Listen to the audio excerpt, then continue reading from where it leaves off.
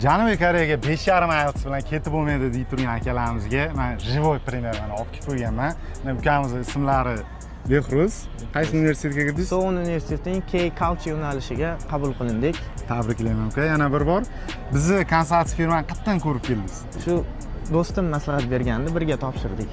Do'stingiz bilan birga topshirdik. Vau, juda mazali. Birga o'qib yurasizlar, xudo xohlasa. Bizdan oldin konsultinglar bilan? Yo'q, faqat sizlar bilan. Shu oldindan to'lov yo'qligi uchun sizlar bilan ishladik. Sizga qulaychiliklar, mana shunaqa sharoitlarimiz yoqqan hammasi, to'g'rimi? Juda ham. Boshqalarga ham maslahat bergan bo'larmisiz? Albatta, boshqa konsultinglarda oldindan to'lovsiz ko'rmadim, to'g'risi.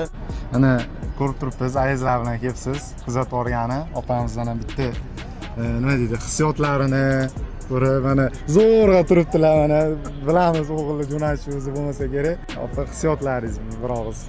Mening o'g'lim Abdumalik Behruzbek mana 5,5 aylis bilan Seoul universitetiga kirdi.